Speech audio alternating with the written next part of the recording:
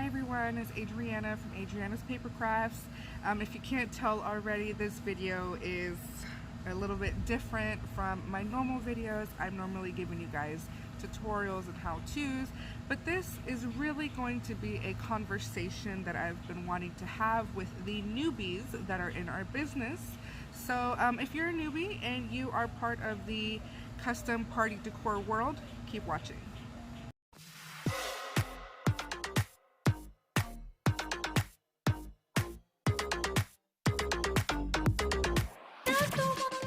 Alright you guys, so the topic I have been wanting to discuss is new people or new small business owners in our line of work basically overcommitting themselves in the beginning phase of their business. A perfect example of that would be if you have ever come across any comments on YouTube, on Facebook, Instagram, maybe you've done this yourself where you have sent a business owner a DM, a message, and you've basically seen or said something like, help, this customer has ordered this, this, and this. I've never made this before. I have no idea how to do it. They've already paid for it, or I need to know how much to charge them. You know, can somebody show me how to make it? That right there is the epitome of just overcommitting yourself. If you're selling something to a customer that you have no idea how to make, you're technically lying to them. So that's not good business practice, but it's also just, it's not healthy for you. And I'm going to tell you why. When I first started my business back in 2015, that was 5 years ago, I really just had started to make stuff using like old scrapbooking supplies that I had. I had a ton of just dusty old office supplies. And I was just making things either for free or I was trading them with people because I just wanted to get my name out there. And in an effort to get my name out there, to get my business started, to get orders coming in, to get customers, I was overselling myself. I was overcommitting, and anytime someone asked for something, even if I had zero clue how to make it, I was agreeing to it. I was saying, sure, yeah, I've got this. I can totally do that for you. You need it tomorrow? Sure, I can do that. And you can only imagine how horrible of a mess my life became when I did that. And I see people doing that every single day. Every day I see this mistake happening, and it breaks my heart. And also it kind of frustrates me a little bit because, you know, it's almost like common sense. Why would you agree to sell something, or why would you say, yeah, I can do that, when you don't know how to do that? It really seems like common sense. But when you're a newbie in this business, you're just so excited. You just want to get out there and you want to make a name for yourself, and you want to, of course, start making money. So I get that. I really do. But if you have ever done that and you're watching this video right now, then now you know, stop doing that. Just don't do it to yourself. Don't do it to your business, and don't do it to your customers. It's a really, really big deal that we don't lie to our customers and that we don't give off this facade of our business, because that little pattern, it will continue as your business grows, and you really don't want that.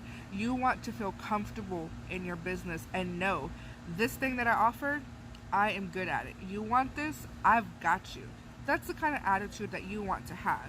But if you're scrambling and you're asking others for help because you don't know how to make this thing, you don't know what goes into it, you've done zero research on it, that is a really, really bad business practice. So if you've ever done that, make sure to stop now. If you haven't done that, but maybe you were kind of heading that way, don't do it. You guys promised me you're not going to do it, okay? So I'm going to actually give you a real story. This happened to me, and it's a horrible example, and I think about it all the time, honestly, like when I can't sleep.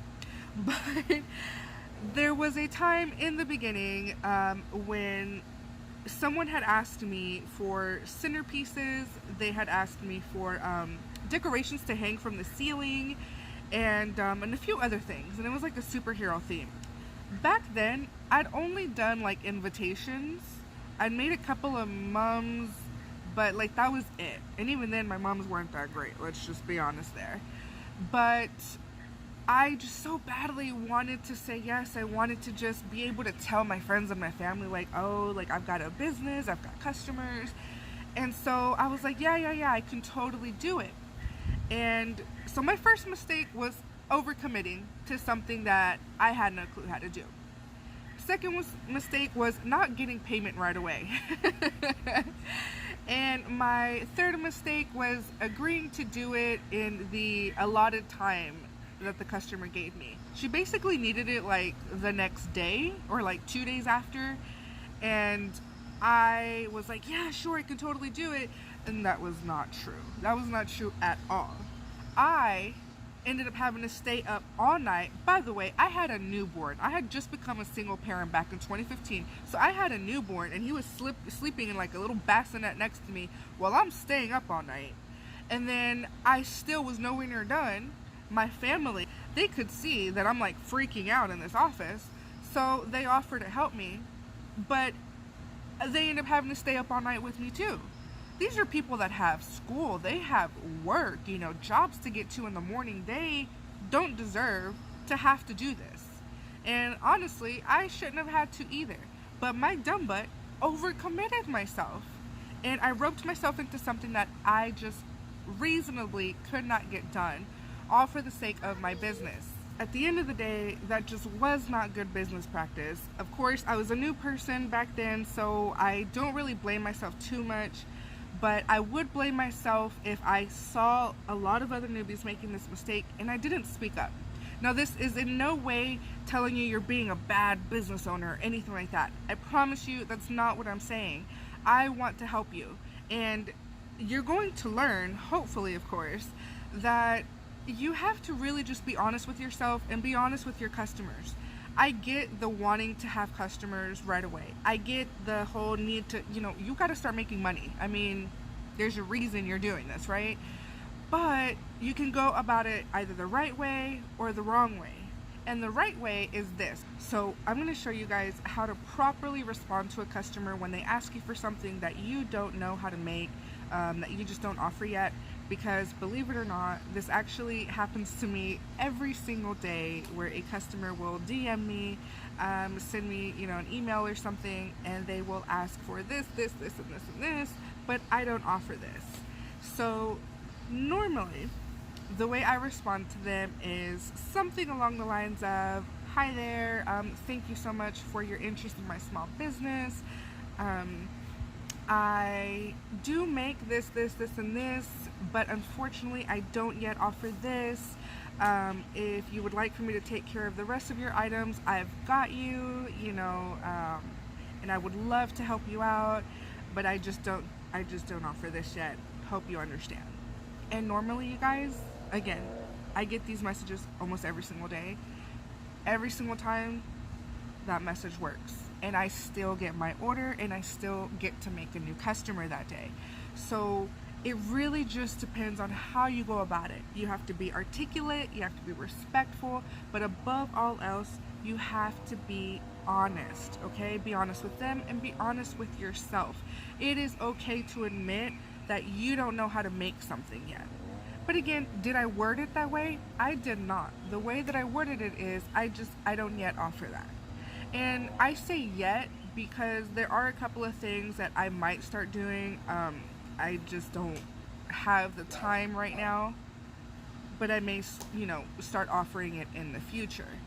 And then if there's something that somebody asks for, like maybe like custom t-shirts, things like that, I usually just gently and very kindly, respectfully remind that person that, my business name is Adrianas Paper Crafts, and that's because my forte, my strength, my expertise is in paper crafts. I can do vinyl decals, but I don't do like t-shirts, heat transfers, anything like that. And usually, again, because I'm honest with them, but I was also kind and respectful, they're very understanding about that. We'll even, laugh together kind of thing. And then usually they'll be like, okay, well, do you know someone that could make a t-shirt? And by the way, I would actually love to order some chip bags or some centerpieces from you.